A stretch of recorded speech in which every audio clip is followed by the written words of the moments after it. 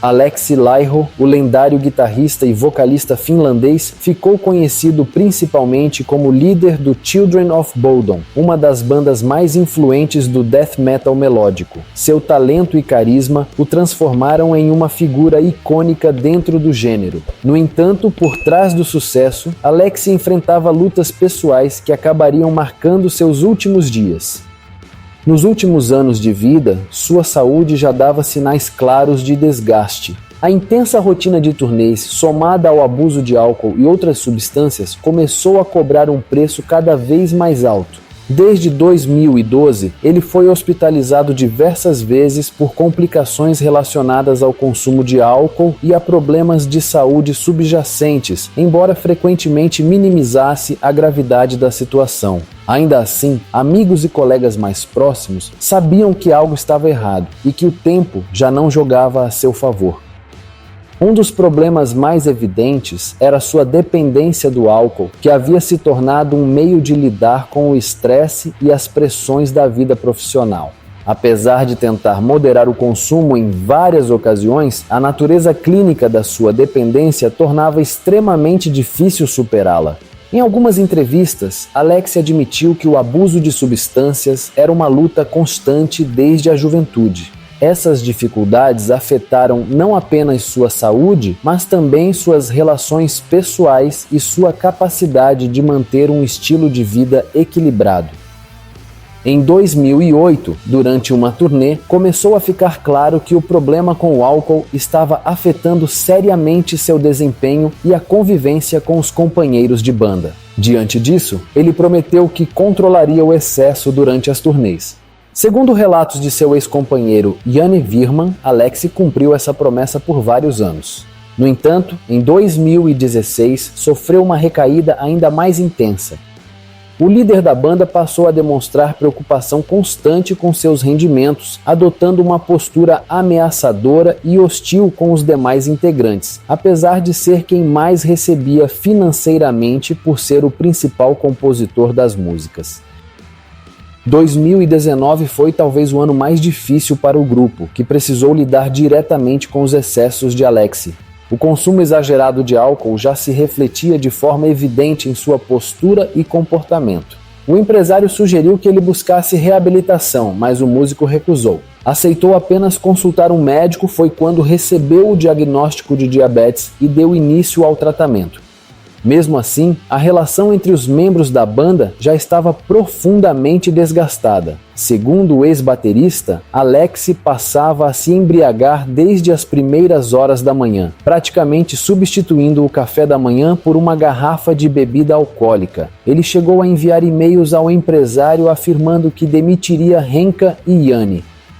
O tecladista afirmou que não levou as ameaças para o lado pessoal, pois sabia que eram feitas sob efeito do álcool, mas também reconheceu que sua atitude havia mudado drasticamente. Aleksi deixou claro que não tinha interesse em receber ajuda para se desintoxicar, apesar das inúmeras tentativas das pessoas mais próximas de apoiá-lo.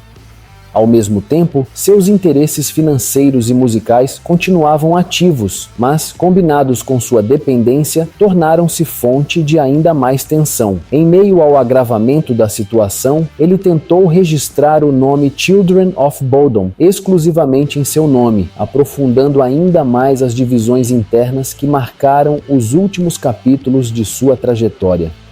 Esse foi o estopim para que a banda decidisse seguir caminhos separados, já que a tentativa de Aleksi de registrar o nome do grupo em seu próprio nome não foi bem recebida pelos demais integrantes. A situação evoluiu para uma disputa legal, na qual ficou determinado que Aleksi não poderia utilizar o nome da banda, pois a marca estava registrada em nome de uma empresa pertencente a 3 dos outros membros: Janne Virman, Henka Seppälä e Jaska Raatikainen. Em entrevista, Aleksi Laiho afirmou que os outros membros possivelmente continuariam utilizando o nome da banda, algo que, segundo ele, não fazia muito sentido. Também declarou que a dissolução do grupo ocorreu porque seus companheiros queriam se dedicar mais às suas famílias, além do fato de que haviam discutido bastante ao longo daquele último ano, reconhecendo que grande parte dos conflitos havia sido culpa dele. Posteriormente, os demais membros negaram que a separação tivesse relação com questões familiares, afirmando que o verdadeiro motivo foram os excessos de Alexi e a tentativa frustrada de registrar a banda em seu nome. Janne Wirman declarou que não compreendia o que havia levado a tomar tal atitude, especialmente porque, poucos anos antes, Alexi parecia animado e cheio de energia. No entanto, a sua postura havia mudado radicalmente, e ele insistia que não tinha interesse em receber ajuda para se desintoxicar. Entre Alexi e Janne existia um vínculo de amizade mais próximo. Em algumas ocasiões, Alexi chegou a dizer que beberia até morrer, mas pediu que o amigo não comentasse isso com os outros integrantes da banda. O tecladista afirmou que a atitude do colega lhe causava grande preocupação. Por isso, tentou incentivá-lo e fazê-lo refletir, mas a situação era extremamente difícil. Segundo ele, quem nunca teve um amigo ou familiar com problemas de alcoolismo não consegue imaginar o quão complicado é lidar com alguém que se recusa a aceitar ajuda. Em novembro de 2019, a banda anunciou oficialmente sua separação por meio de um comunicado, esclarecendo que todos os membros se comprometeram a respeitar a marca Children of Bodom e não continuar fazendo música sob esse nome. O último concerto aconteceu no Ice Hall, em Helsinki, em dezembro daquele mesmo ano. O evento recebeu o nome A Chapter Called Children of Bodom. Assim, chegava ao fim uma banda com 25 anos de trajetória e uma carreira bem-sucedida, algo que afetou profundamente Alexi, o único integrante remanescente da formação original, para quem o grupo representava uma extensão de si mesmo. Além do impacto emocional, a separação também representou um golpe financeiro para todos os membros, já que, sem poder utilizar o nome da banda, precisariam iniciar novos projetos do zero. Após a dissolução, Alexi fundou uma nova banda ao lado do guitarrista Daniel Freiberg, chamada Bodom After Midnight, título inspirado na segunda faixa do álbum Follow the Reaper. O novo projeto despertou grande interesse entre os fãs de Alexi e do Children of Bodom, especialmente porque o anúncio da separação havia pego muitos de surpresa. A banda também chamou a atenção de promotores e assinou contrato com a gravadora Napalm Records, embora o plano inicial fosse focar em apresentações ao vivo, tocando músicas do antigo repertório antes de começar a compor material inédito. A banda anunciou algumas datas em festivais para 2020, o que gerou grande expectativa entre os fãs de metal e a imprensa especializada. No entanto, com a chegada da pandemia de Covid-19, os eventos foram cancelados, obrigando o grupo a remarcar as apresentações em meio à incerteza que o mundo enfrentava naquele momento. Segundo os integrantes, esse período acabou servindo como uma pausa para trabalhar em novas composições. Finalmente, em outubro, a banda conseguiu realizar 3 apresentações para um público reduzido e sob restrições sanitárias. Alex estava bastante animado compondo novas músicas e queria que, nesse novo projeto, a guitarra tivesse ainda mais protagonismo, diferente do que acontecia no Children of Bodom, onde os teclados tinham grande destaque. Tudo parecia caminhar bem com a nova fase da Bodom After Midnight. No entanto, no início de 2021, veio a notícia de que Alexi Laiho havia falecido aos 41 anos, pegando o mundo da música de surpresa, inclusive amigos próximos, que relataram tê-lo visto pouco antes animado, compondo e tocando muito bem. Alexi não foi apenas um músico virtuoso do death metal, mas também uma grande influência para milhares de pessoas ao redor do mundo graças ao seu estilo único. Por isso, sua morte é considerada uma das perdas mais significativas para o gênero. Sua partida foi precoce e deixou um enorme vazio, especialmente porque ainda tinha muito a oferecer artisticamente. Pouco tempo após sua morte, surgiram polêmicas públicas. Kimberly Goss, ex-companheira e viúva legal de Alexi, fez duras declarações contra Kelly Wright, que era sua parceira na época do falecimento. Kimberly acusou Kelly de oportunismo, alegando que ela havia criado uma campanha online para arrecadar fundos para o funeral. Segundo Kimberly, na Finlândia, os custos seriam cobertos pela herança de Alexi, o que significaria que as pessoas que doaram teriam sido enganadas. Além disso, como viúva legal, seria ela a responsável pelas decisões relacionadas ao funeral. Kimberly afirmou ainda que, apesar de o relacionamento entre ela e Alexi ter terminado anos antes, os dois continuavam em contato e mantinham amizade. Segundo seu relato, o músico teria confidenciado que sofria pressão para assinar o divórcio e que sua companheira permitia seus comportamentos autodestrutivos, não fazendo nada para ajudá-lo. Ela também declarou que Alexi era frequentemente tratado de forma depreciativa. Por outro lado, Kelly Wright negou todas as acusações, afirmando que Kimberly e Alexi não mantinham contato nos últimos anos. Essa versão foi apoiada pela família de Alexi, que declarou que Kimberly teria atrasado o funeral por questões pessoais, impedindo legalmente que as cinzas fossem enterradas até que estivesse presente, algo que posteriormente foi resolvido.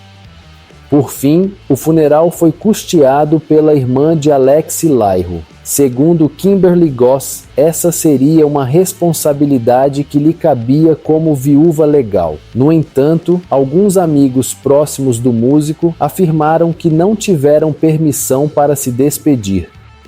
A família de Alexi respondeu dizendo que ele e Kimberly não mantinham uma boa relação desde o término do relacionamento e que a suposta amizade entre eles não existia. Também declararam que Alexi cometeu um erro ao não ter oficializado o divórcio. Apesar disso, ele a deixou fora do testamento, nomeando seus pais como únicos herdeiros. Após suas declarações públicas, Kimberly passou a receber insultos e ameaças de alguns fãs da banda. Ela afirmou que possuía provas em seu telefone e que, caso a irmã de Alexi permitisse, as enviaria. Também declarou que ele tinha uma família maravilhosa, mas que estava distante de sua vida cotidiana nos últimos anos. Esse episódio se tornou um dos maiores dramas midiáticos após a morte do músico, revelando indícios do que possivelmente ele enfrentava em seus últimos anos. Foi a própria Kimberly quem revelou oficialmente a causa da morte, em março daquele mesmo ano, já que, como viúva legal, teve acesso ao relatório forense. Segundo publicação feita em suas redes sociais, a morte foi causada por degeneração do tecido conjuntivo do pâncreas relacionada ao consumo prolongado de álcool. Além disso, Alexi fazia uso contínuo de analgésicos, opioides e de medicamentos utilizados para lidar com frequentes problemas de insônia.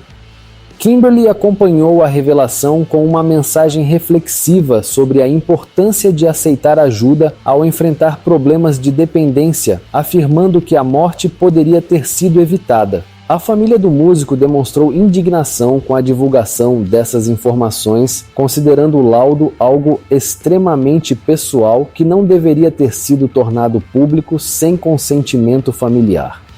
Segundo Rupi Latvala, ex-guitarrista do Children of Bodom até 2015, Alexi não mantinha hábitos saudáveis, não praticava esportes e houve períodos em que praticamente não se alimentava, consumindo grandes quantidades de uísque. Na visão dele, esse estilo de vida acabou cobrando seu preço com o tempo, especialmente o hábito de beber constantemente sem se alimentar adequadamente. O músico tinha plena consciência de seus problemas com o álcool, algo que acabou influenciando parte de suas composições. Ao longo da carreira no Children of Bodom, Alexi Laiho abordou em diversas letras temas ligados à autodestruição, aos excessos e a conflitos internos, transformando experiências pessoais em arte. Em uma entrevista concedida em 2019, ele afirmou que já não bebia como antes. Houve uma época, segundo suas próprias palavras, em que a primeira coisa que fazia ao acordar era tomar algumas doses para se sentir bem, algo que mais tarde ele próprio admitiu ser triste, mas que naquele período havia acabado se tornando parte de sua rotina. Em suas declarações, ele demonstrava otimismo em relação ao problema com o álcool. Parecia praticamente convencido de que havia superado a dependência, ou pelo menos que agora bebia de forma mais controlada. No entanto, o desfecho mostrou outra realidade. Seu corpo acabou perdendo a batalha contra uma adição que enfrentava há anos, somada a altos e baixos emocionais que o acompanhavam desde muito jovem. Em abril de 2021, os integrantes remanescentes do Bodom After Midnight lançaram um EP com 2 músicas compostas por Alexi Laiho e um cover da banda Dissection. O trabalho, intitulado Paint the Sky with Blood, foi lançado como uma homenagem póstuma e marcou o último material gravado por Alex. Nesse EP, ainda é possível perceber os direcionamentos musicais que ele pretendia seguir em seus últimos dias de vida. Após o lançamento, os membros da banda concluíram que não fazia sentido continuar o projeto sem ele. Alexi Laiho foi muito mais do que um músico talentoso. Ele foi um inovador que ajudou a redefinir o melodic death metal com seu estilo único, combinando técnica apurada de guitarra com composições intensas e emotivas. Seu legado permanece vivo não apenas através de sua música, mas também na inspiração que deixou para gerações de guitarristas e fãs do metal ao redor do mundo. E esse vídeo vai ficando por aqui, meus amigos. E se você gostou desse vídeo, deixa o seu like, inscreva-se no meu canal e deixe o seu comentário aí embaixo, que é de graça. E assim você vai me ajudar e eu vou ajudar você compartilhando tudo sobre o mundo do rock e heavy metal. Adeus, meus amigos, que o Deus do metal esteja convosco. Até a próxima, fui!